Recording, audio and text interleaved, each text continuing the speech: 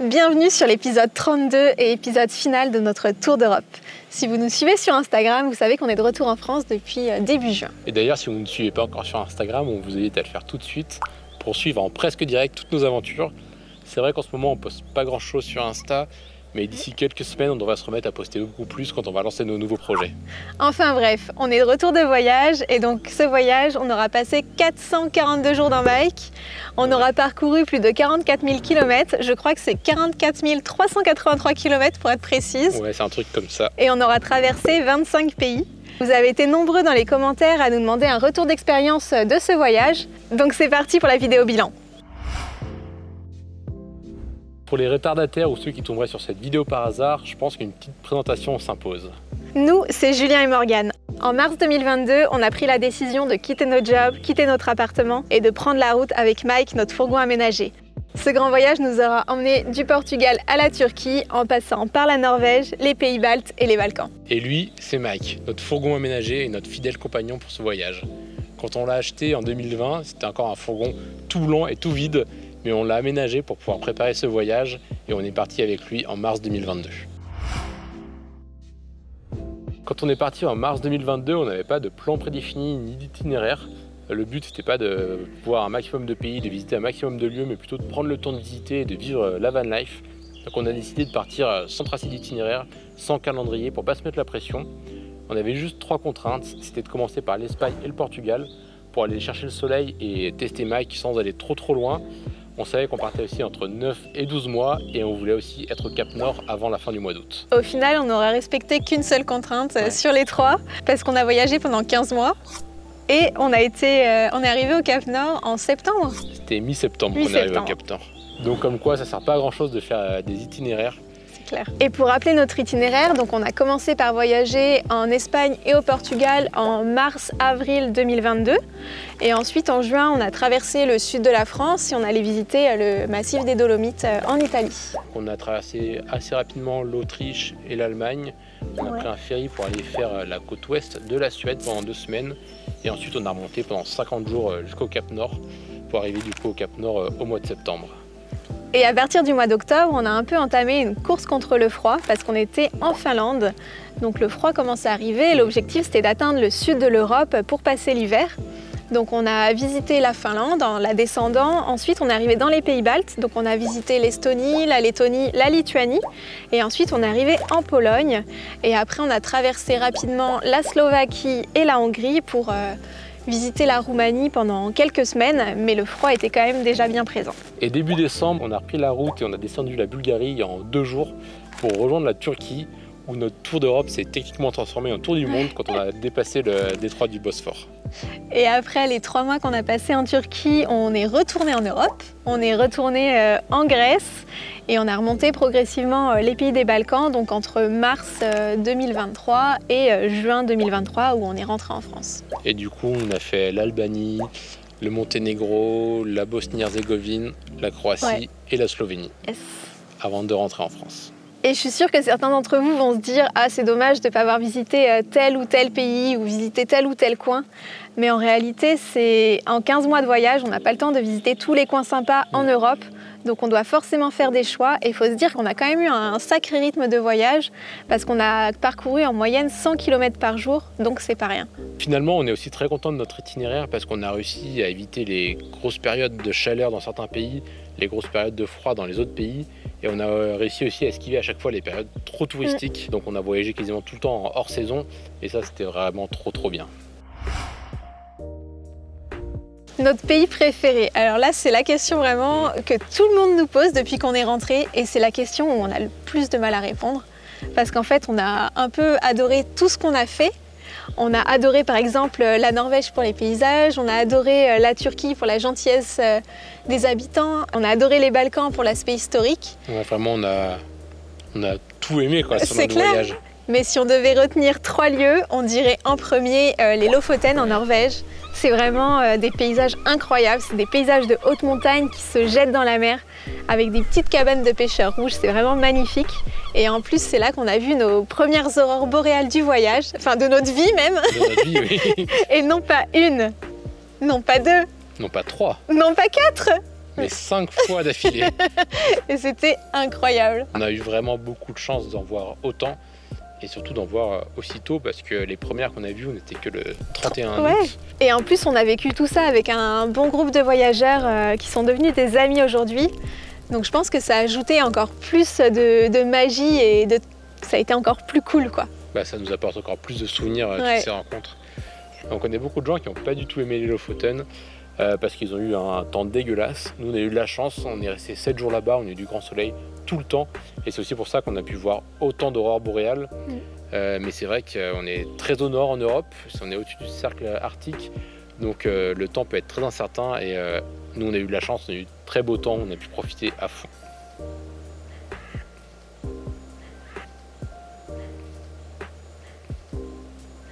Ensuite, je pense que si on devait retenir un deuxième lieu, ce serait la Cappadoce. Alors là, pour moi en tout cas, c'est vraiment on va dire, le clou du spectacle de la Turquie. On a vraiment adoré toute la Turquie, on a adoré les gens, on a adoré les rencontres qu'on a fait, on a adoré les 25 degrés en plein hiver. Et la Cappadoce, c'était un peu le point d'orgue de ce pays. Par contre, c'est dans les montagnes, donc bye bye les 25 degrés et plutôt des températures autour de 0 degrés et de la neige. Mais ça, c'est pas grave parce que c'était vraiment incroyable. Les paysages sont, je pense, uniques. Il y a plein d'églises troglodytes creusées à même la roche qui sont millénaires et tout. C'est vraiment impressionnant. En plus, encore une fois, on avait rencontré des voyageurs avec qui on a passé la semaine en Cappadoce. Ça a apporté encore plus de souvenirs à ce moment.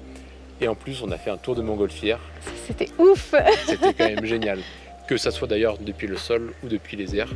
Par contre, une fois encore, je suis pas sûre qu'on aurait autant apprécié la région dans un contexte différent. Là, on était en hiver, donc c'était beaucoup moins touristique qu'en plein été. Et encore, il y avait quand même beaucoup d'excursions. On a vu beaucoup de quads, de 4x4 qui faisaient des excursions pour découvrir les vallées. Je pense qu'en été, ça doit être infernal, le monde qu'il y a. Et puis, on n'aurait pas vécu l'expérience de la même manière parce que les prix en été, ils grimpent, mais de manière exponentielle presque. Nous, par exemple, on a payé 90 € par personne pour aller faire de la montgolfière et je crois qu'en été c'est genre 250 € par personne, quelque chose comme ça.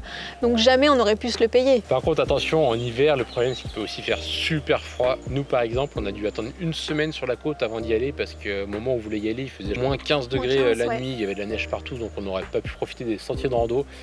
Donc voilà, gardez bien ça en tête, ça peut être aussi très compliqué l'hiver si on prévoit pas bien avec la météo. Et après donc troisième coup de cœur. Je pense que là, c'est la région du Bohuslän en Suède. C'est une région qu'on n'avait pas forcément prévu de visiter. En fait, elle était sur notre route pour arriver en Norvège. C'est ça, pour nous, c'était juste la région à traverser pour aller en Norvège. Et au final, on y a passé 2 semaines. Tellement on a adoré. En fait, c'est vraiment, c'est la côte, c'est la mer, nous on adore. Et il y a plein de petits îlots en granit, des centaines, des milliers d'îlots peut-être sur la côte. Des petites cabanes de pêcheurs rouges, des petits villages trop mignons. Ouais, la côte, elle est trop belle, quoi. Ouais, c'était incroyable. Et en fait, c'est l'atmosphère qui s'en est dégagée aussi qui nous a particulièrement plu. C'est hyper paisible. Pourtant, c'était en juillet, c'était touristique, mais on a adoré.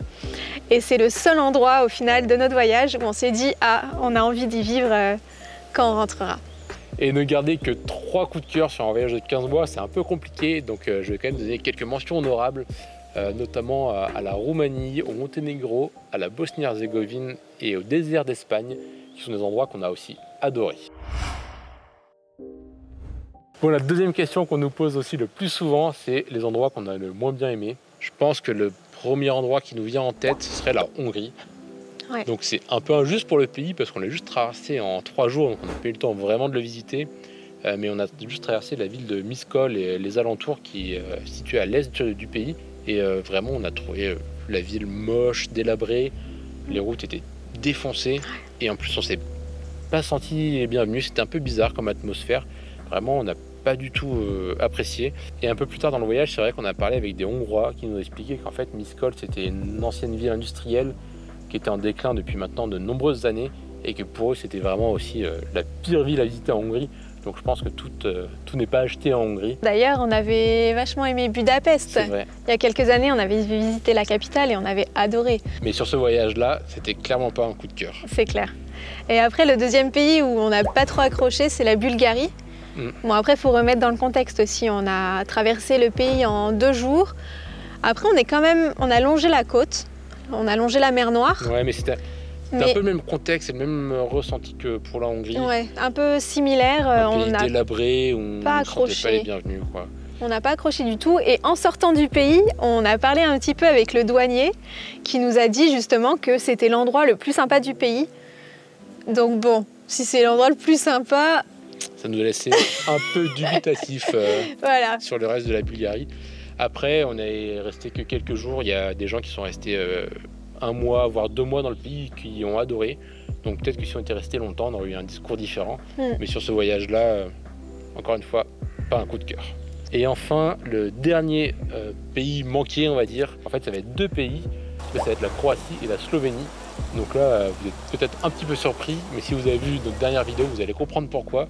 C'est pas du tout qu'on a détesté ces 2 pays, c'était qu'on a détesté la météo qu'on a eue. Ouais. On a eu un temps dégueulasse. On a eu 1 semaine de gros orages en Croatie, donc vraiment on n'a pas pu profiter. Et en plus, vu que c'était la fin du voyage, on ne pouvait pas non plus se permettre de rester plus longtemps dans le pays parce qu'on était attendu en France. Et en plus, la pluie nous a aussi suivis jusqu'en Slovénie. On a fini par partir un petit peu en avance.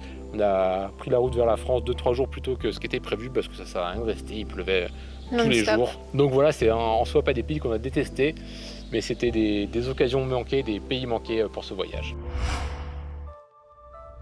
Je pense que globalement, pendant notre voyage, on a été assez chanceux, on a eu très peu de galères au final, mais bon, on a eu quand même quelques situations un peu chiantes qu'on va vous détailler. Concernant les spots, donc globalement en Europe, c'est assez facile de trouver des bivouacs. On a toujours trouvé de quoi se poser le soir, même si c'était pas des spots de rêve, mais c'est vrai quand même que dans certains pays, c'était un petit peu compliqué. Ouais, par exemple en Slovénie, c'était très compliqué. En fait, le camping sauvage est tout simplement interdit et en plus la loi elle est vraiment appliquée par la police locale, surtout dans l'ouest, la partie qu'on a visitée parce que c'est la partie la plus touristique. Donc on a souvent dormi dans des aires de camping-car, parfois gratuites, parfois payantes. Et en Croatie, c'était un petit peu similaire. Le camping sauvage, il est pas autorisé, mais il est toléré en hors saison par contre. Ouais, c'est ça. Donc on a réussi à trouver des spots quand même assez sympas dans le pays. Il faut savoir que ça peut être galère en pleine saison sur les endroits très touristiques en Croatie. Et au global, en 436 nuits qu'on a fait dans le fourgon, on n'a jamais été délogé par la police, on ne s'est jamais senti en insécurité. On a juste eu une fois au final où on a dû quitter un spot de nuit. Ouais, c'était en Pologne et en fait il y avait une voiture de jeunes qui faisait la fête et du coup qui faisait du bruit, mais c'était pas de l'insécurité, c'était juste du bruit. Juste du bruit, donc on a dû bouger et c'est la seule fois où on a dû bouger. Et je crois qu'on a eu 2 fois des remarques de riverains en Allemagne et en Suisse. En Allemagne, on a eu le droit à une locale qui est venue nous faire une remarque au petit matin pour nous dire que normalement on n'avait pas le droit de dormir ici parce que le camping sauvage était interdit en Allemagne. Bah, c'est carré comme les Allemands quoi. Ouais, voilà. Alors qu'on était au milieu d'un parking isolé en forêt où on gênait absolument personne. Et l'autre fois, c'était en Suisse. On a demandé à des locaux si on pouvait dormir sur le parking du village. Et ils nous ont fait comprendre qu'on pouvait dormir, mais vraiment juste passer la nuit. Il fallait qu'on parte très tôt le lendemain matin. Et par contre, le camping-car suisse à côté, ça ne posait aucun problème parce qu'ils étaient suisses et ils pouvaient rester autant de temps qu'ils voulaient. Donc c'était un peu spécial comme accueil, on va dire. C'est clair. Concernant les services au niveau de l'eau propre, on a toujours trouvé de quoi remplir notre réservoir. Donc on a dû parfois payer par contre. C'est en Andalousie je crois et en Allemagne, on a payé pour avoir de l'eau. Ouais, ça arrivait 2-3 fois. Quelques fois. C'était pas grand chose. Mais au global en Europe, c'est hyper facile de trouver de l'eau potable aussi. Et après, donc, il y a le sujet des eaux grises. Là, quand on était en Europe de l'Ouest et dans les pays nordiques, aucun souci, on trouvait des aires de camping-car gratuites hyper facilement pour vider nos eaux grises. Et en fait, par contre, quand on a commencé à aller en Europe de l'Est et Europe du Sud, c'était plus du tout pareil. Ouais, c'était devenu compliqué, il n'y avait même plus du tout d'air, que ce soit gratuite ou payante. Donc entre la Roumanie et la Bosnie-Herzégovine, on a très souvent laissé la trappe d'eau ouverte en utilisant des produits biodégradables pour limiter notre impact sur l'environnement. Ensuite, concernant les toilettes, nous, on n'a eu aucun problème parce qu'on a des toilettes sèches. Donc, peu importe le pays où on était, c'était très facile de s'en débarrasser. Et concernant les machines, donc pour laver notre linge, franchement, tout début du voyage, aucun souci. On trouvait des laveries partout, en Espagne, au Portugal, sud de la France, jusqu'en Allemagne, c'était nickel. Et à partir de la Scandinavie, c'est devenu une grosse galère parce qu'il n'y avait pas de laverie automatique. Donc on devait aller dans des campings pour avoir accès à des machines à laver. Donc au final, on a réussi à se débrouiller pendant assez longtemps en lavant notre linge à la main, en faisant un peu de lessive tous les jours dès qu'il y avait un rayon de soleil dehors. Heureusement, on y était en été et on a fait quelques campings pour aller faire des machines. Et après, quand on a redescendu, quand on a quitté la Scandinavie, qu'on a redescendu jusqu'à la Turquie, là on n'a eu aucun souci. Et arrivé en Turquie, c'est redevenu une grosse galère. Ouais, il n'y avait plus de laveuse automatique, c'était plus que des pressings. Donc en soi, c'était juste un peu plus cher que la laveuse automatique. Mais ce qui était beaucoup plus chiant, c'est que faut déposer son linge un jour et revenir le lendemain pour le chercher. Donc c'était un peu plus galère. Ça nous bloquait quoi. Ouais. Et ensuite, je crois que dans les Balkans, on retrouvait des machines. Ouais, il me semble que... Et on ne peut pas parler des galères sans parler des problèmes mécaniques et du garage. Je pense que c'est impossible de faire 44 000 km en Europe sans passer au moins une fois au garage. Nous, ça va, on n'a pas eu trop de malchance. C'est arrivé qu'une seule fois vraiment qu'on ait une grosse panne qui immobilise le véhicule. Par contre, pas de chance, c'était en Norvège. Donc ça nous a coûté quand même un petit peu cher pour ce que c'était. Ouais. Parce que c'était juste une petite panne, c'était un tuyau d'échappement de la vanne EGR qui était cassé. Mais bon, 2 jours plus tard et 500 € de moins, on repartait. Donc au final, c'était pas non plus une grosse immobilisation. Et après, on a eu quelques petites pannes, quelques petits problèmes mécaniques, mais c'était rien de grave et à chaque fois, c'était réglé dans la journée. Ouais, on n'a jamais été immobilisé à nouveau. Donc pas trop grave, ça ne nous a pas bloqué dans le voyage. Et après, on a aussi le sujet de la langue. Parce qu'en Europe, il y a une grande diversité de cultures, mais ça veut dire aussi une grande diversité de langues. Ouais. Donc c'est pas possible de parler la langue locale dans chacun des pays qu'on a visités. Donc nous, ça va, on parle anglais, ouais. On se débrouille en anglais, donc on a pu communiquer assez facilement. Mais des fois, ça a été un petit peu plus compliqué. Surtout à partir de l'Europe de l'Est, où les gens parlaient de moins en moins anglais. Il y a des pays même où ils parlaient plus russe qu'anglais. On parle pas russe, donc ça nous avançait pas beaucoup. C'est vrai qu'il faut s'attendre à galérer parfois un petit peu avec la langue. Après, aujourd'hui, on a quand même, grâce à Internet, on a des applications sur les téléphones, on a Google Translate qui permet de vachement aider et pouvoir communiquer avec les locaux sans parler la langue locale. Donc franchement, c'est pas si compliqué que ça. Ouais, en Turquie, on a réussi à faire tout l'entretien du camion sans parler un mot de turc et avec un mécano qui parlait pas un mot d'anglais. Tout avec le téléphone, on a réussi à tout bien faire, enfin j'espère.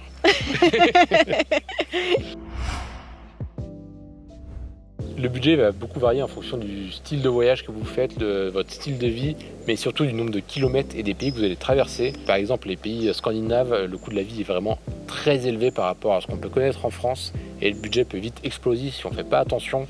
Et à contrario, les pays du sud de l'Europe, la Grèce et la Turquie par exemple, le coût de la vie est vraiment très faible. Donc le budget va être aussi beaucoup plus faible. Nous, à titre d'exemple, on a dépensé 1 500 € par mois. Donc c'est déjà un beau budget. Mais il faut savoir qu'on dépensait beaucoup plus dans les pays scandinaves et aussi beaucoup moins dans le sud de l'Europe. Et on vous détaillera en fait dans une vidéo spécifique, une vidéo dédiée, le budget vraiment détaillé de ce tour d'Europe. Comme ça, vous aurez toutes les infos. Au moment où on tourne cette vidéo, ça fait déjà 1 mois qu'on est de retour en France. Donc là, on est déjà un petit peu nostalgique du voyage. On est super content d'avoir retrouvé nos proches. Et franchement, le tour d'Europe avec Mike, ça nous manque déjà. C'est vrai qu'on aurait bien continué à voyager un peu plus longtemps, mais malheureusement, on a dû rentrer en France pour des raisons évidentes financières, puisqu'on voyageait sur nos économies. Pour résumer notre ressenti, on s'est vraiment rendu compte qu'en Europe, on était hyper chanceux. On a une diversité de cultures et de paysages qui est incroyable. Et on a une histoire qui est vraiment riche. Ouais. Si on prend par exemple Oslo et Istanbul, je crois qu'il y a à peu près 2500 km de distance. Donc c'est pas si éloigné et pourtant c'est des pays totalement différents, une histoire et une culture totalement différentes. Et nous, on trouve que c'est une vraie richesse qu'on a en Europe. Et ce qu'on a adoré par-dessus tout, c'est vraiment toutes les rencontres qu'on a pu faire. Donc que ce soit des voyageurs ou des locaux. Bon, ça, on en a déjà parlé plusieurs fois en vidéo. Mais vraiment, ça nous a vraiment marqué. Et c'est vraiment des souvenirs qui vont rester gravés pour ce voyage, quoi. Mais je pense en fait, tous nos plus beaux souvenirs qu'on a de voyage, c'est des moments où on était avec d'autres voyageurs. Et avant de partir, je ne pensais pas en vrai rencontrer autant de monde et me nouer d'amitié avec autant de personnes sur la route. Mais c'est ce qu'on se dit souvent en fait, en voyageant, on a rencontré 10 fois plus de personnes que ce qu'on rencontre habituellement en travaillant et en restant chez nous en France. Donc ça, franchement, c'est incroyable. C'est incroyable, c'est inestimable, on est vraiment trop content de ça. Et il y a beaucoup de voyageurs qu'on a rencontrés sur la route avec qui on est encore en contact aujourd'hui et qui sont devenus des vrais amis. C'est ce que j'allais dire, ouais. Et pour finir, on va peut-être parler un petit peu de Mike quand même. C'est vrai, le héros principal de l'aventure. Quand on est parti en mars 2022, en fait, on n'avait jamais fait de camping-car ou de fourgon aménagé. On avait déjà fait des week-ends ou des petites semaines dans notre voiture avec un matelas, mais ça n'a rien à voir. Et en fait, on n'avait aucune expérience dans le véhicule aménagé. On avait juste regardé beaucoup de vidéos sur YouTube et on a fait tout notre aménagement en se basant là-dessus, sans avoir d'expérience, en espérant que les choix d'aménagement qu'on avait fait seraient les bons pour vivre à temps plein dedans. Et en fait, quand on a décidé de partir, c'était un peu du jour au lendemain. Ouais. On en avait marre d'être dans les finitions du fourgon. On s'est dit, c'est bon, il est prêt. On est parti 2-3 jours après. Et en fait, on n'a pas du tout testé le fourgon. Je ne vous conseille pas de le faire d'ailleurs. Je vous conseille quand même de partir une semaine, un week-end au moins, avec votre aménagement pour pouvoir le tester avant de partir à l'autre bout de l'Europe. Mais nous, dans notre cas, ça a été bon. Je pense que les dizaines d'heures que j'avais passées à concevoir l'aménagement ont été bénéfiques. Et en fait, l'aménagement, franchement, on l'a trouvé parfait. Les volumes et les espaces intérieurs étaient parfaits pour nous. Et on n'a eu aucune casse. Tout a bien marché du début à la fin du voyage. Ouais. Donc, super nickel. Content. Pour finir, on voulait partager quelques petits conseils pour partir dans un grand voyage comme le nôtre. Le premier conseil qu'on peut vous donner, c'est vraiment de vous faire confiance, de croire en vous, de croire en vos rêves, et ça sans attendre la validation de vos proches, parce que dans tous les cas, vos proches, ils ne seront pas forcément complètement d'accord avec votre projet, mais vous vous en foutez sérieusement, c'est votre vie, c'est vos rêves, donc c'est vous, c'est ça qui compte en fait. Croyez en vous et partez. Voilà. Et le deuxième conseil, c'est que si vous partez avec un véhicule, préparez bien votre véhicule. Nous, on croit fermement que l'important, c'est de choisir son véhicule en fonction du voyage et pas l'inverse. Donc ça veut dire choisir un véhicule qui va être adapté au type de voyage que vous voulez faire. Et une fois que vous avez votre véhicule, il faut aussi bien le préparer pour le voyage. Et ça veut dire surtout bien l'entretenir avant de partir, parce que ce sera beaucoup plus facile de l'entretenir chez vous plutôt que sur la route. Et surtout, ça vous évitera sûrement beaucoup de pannes sur la route.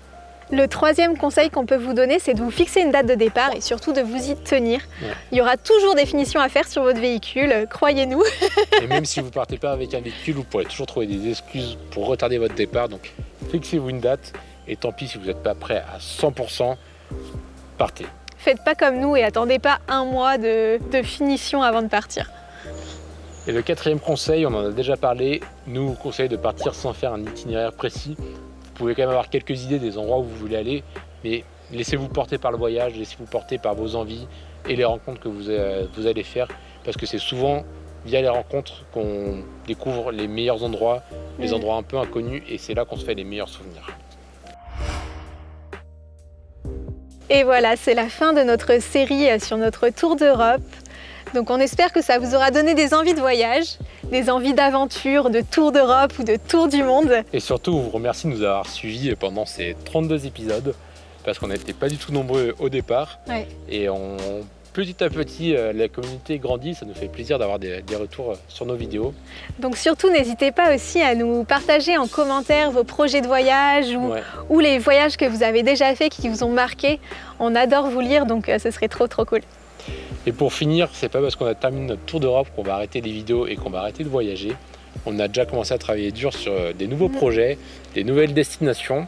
On vous dira tout ça en temps voulu, mais d'ici quelques semaines, vous devriez avoir pas mal de vidéos sur la chaîne.